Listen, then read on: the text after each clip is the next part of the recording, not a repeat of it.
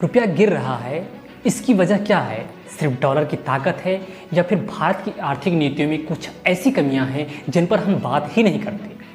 आज भी रुपया कमज़ोर होता जा रहा है या रोना रोते हैं कि यह तो विश्व की स्थिति खराब होने के कारण ऐसा हुआ है।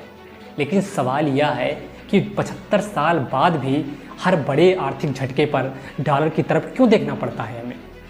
आज हम बड़ी बड़ी बातें तो करते हैं, भारत दुनिया की सबसे बड़ी अर्थव्यवस्थाओं में शामिल है, हम चंद्रयान भेजते हैं, हम डिजिटल पेमेंट की दुनिया को रास्ता दिखाते हैं, फिर भी तेल खरीदना हो, बड़ी मशीनें मंगानी हो या वैश्विक व्यापार करना हो तो हमें डॉलर का मुंह देखना पड़ता है। यही कारण है कि हम 2025 में फोर्थ से 2026 में एक झटके में 6th नंबर पर आ गए इकोनॉमी की दृष्टि से।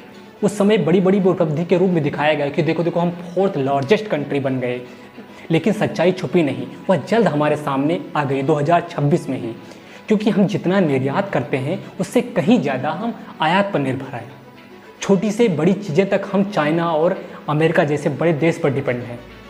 हमारे पास ब्रांड के नाम पर एक भी चीज़ नहीं है, क्योंकि हम जुगाड़ से काम कर लेते हैं। तेल हो, चिप्स हो, उन्नत मशीनें हो और कई ज़रूरी चीज़ें आज भी हम बाहर से मंगाते हैं।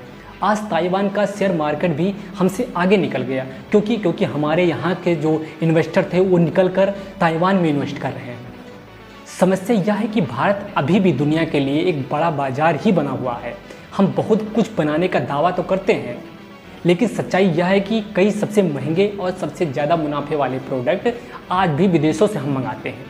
यही हमारी नीतियों की सबसे बड़ी चुनौती है, जिसको हम आज तक सुधार नहीं पाए। हम कहते हैं अरे हम विश्व गुरु हैं। किस तरह का विश्व गुरु? अमेरिका ने एक मंत्र मारा, विश्व गुरु पीछे पीछे भागने लगे। कोई तो वजह रही होगी। रुपये की गिरावट सिर्फ एक करेंसी की कहानी नहीं है, यह पूरे भारत देश की स्थिति को बताता है। हम अभी कितना पीछे हैं, हमारी सच्चाई क्या है, यह इस बात का संकेत है कि भारत को अभी भी प्रोडक्शन, टेक्नोलॉजी, एनर्जी सिक्योरिटी और वर्ल्ड मार्केट में हमें किस स्तर पर काम करना है। एलपीजी, पेट्रोल, डीजल क्राइसिस इसका उदाहरण है। शायद आप लोगों ने भी इसका सामना किया होगा।